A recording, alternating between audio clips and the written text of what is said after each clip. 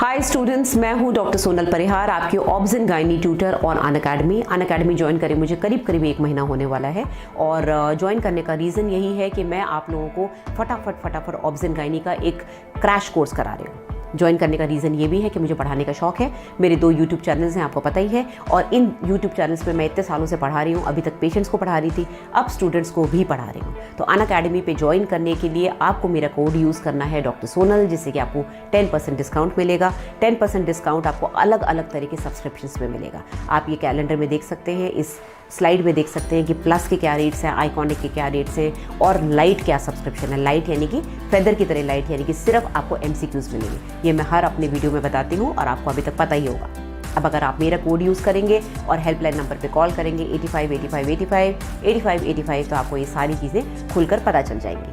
अब आते हैं नीट PG और INI-CT और FMGE की ये जो हम बैचेस बना रहे हैं, मैराथन बैचेस, ये बैचेस बन चुके हैं क्योंकि नीट PG आ रहा है 21 मई को, अगर ये पोस्टपोन नहीं होता है तो, और FMGE आ रहा है 4 जून को। तो इसके लिए हम लोगों ने ये 2 महीने के बैचेस बनाए हैं, जिसमें सारे 19 सब्जेक्ट्स के ट्यूटर्स आपको डेली सुबह शाम प्रैक्टिस करा रहे हैं। और प्लस क्लासेस आप तभी अवेल कर सकते हैं जब आप पेमेंट करेंगे। अगर आप पेमेंट नहीं करेंगे तो आप सिर्फ जो फ्री क्लासेस है वो अवेल कर पाएंगे, ठीक है। तो आज आपको मैं बताती हूँ इंपॉर्टेंट टॉपिक्स। मुझे बताइए, कैंसर सर्विस की स्टेजिंग आपको याद है?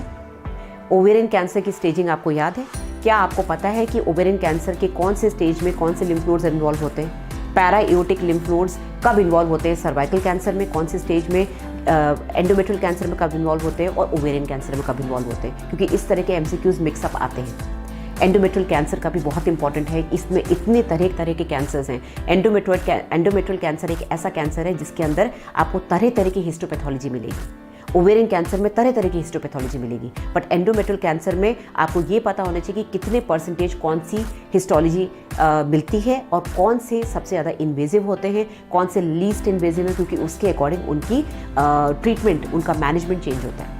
तरह के इम्यून मार्कर्स आ गए, तरह के हार्मोनल मार्कर्स आ गए, तरह के इम्यून मॉड्यूलेटर्स आ गए, इम्यूनोकेमिस्ट्री आ गई है, जिसके बेसिस पे पेशेंट का management depending upon the staging, depending upon these markers, या तो सर्जरी करते हैं, या कीमोथेरेपी करते हैं, या रेडियोथेरेपी करते हैं, या न्यू एडजुवेंट कीमोथेरेपी करते हैं, या हार्मोनल थेरेपी करते हैं, इम्यूनोथेरेपी करते हैं। तरह के ट्रीटमेंट्स आ गए और ये सब आपको पता होने चाहिए।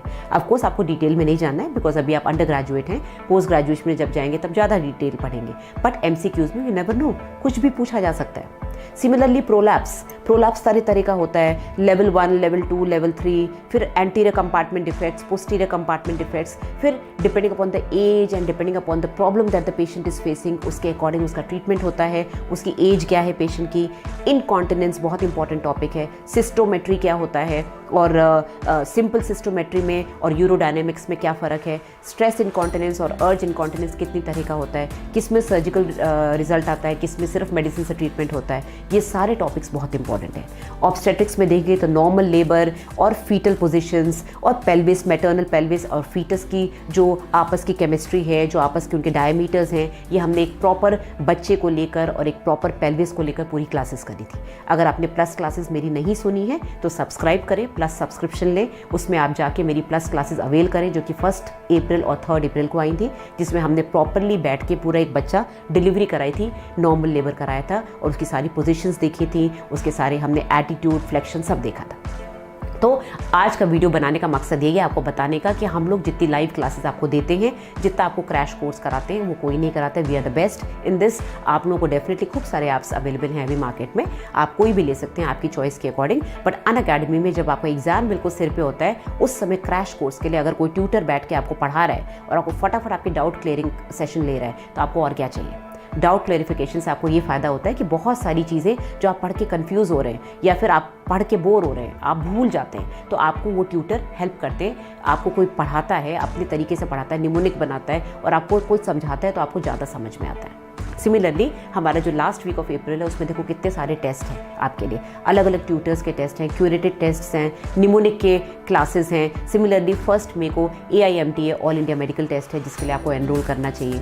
एग्जाम से पहले जितने MCQs दोगे, जितने ग्रैंड टेस्ट लोगे, उतना आपके लिए अच्छा है। हर हफ्ते या 2 हफ्ते पे संडे को हम लोग ये वाला टेस्ट करते हैं, जिससे कि आपकी नॉलेज चेक होती है, आपको एक ऑनलाइन एक रैंक का प्रेडिक्शन हो जाता है कि आपकी ऑल इंडिया रैंक कितनी थी, पर उससे कोई फ़र्क नहीं पड़ता कितने बच्चे बैठ रहे हैं, पता नहीं हमको, उस रैंक से कोई फ़र्क नहीं पड़ता, एक जस्ट आपको एक आइडिया लगता है और आपको पढ़ने का एक मोटिवेशन मिलता है कि यार मेरा ये वाला टॉपिक वीक है, अब मैं पढ़ूंगी, अब मैं ये वाला टॉपिक करूंगी। तो इसको करो, अवेल करो, जो मैंने आपको स्लाइड्स दिखाई हैं उसको देखो, इसका स्क्रीनशॉट ले लो, इसको जूम करके देख लो, हेल्पलाइन नंबर पे कॉल करो और जितनी हम आपको फैसिलिटी दे रहे हैं सबको अवेल करो। बच्चों, हम आपके साथ उतनी मेहनत कर रहे हैं जैसे कि हमारा भी एग्जाम है, तो आप इस मेहनत को अगर यूज़ करोगे, इसको जितना आप हमको यूज़ करोगे, अनअकैडमी को यूज़ करोगे, उतना आपके लिए फ़ायदा है। All the best, study well. बहुत जल्दी हाजिर होंगी नया वीडियो लेकर।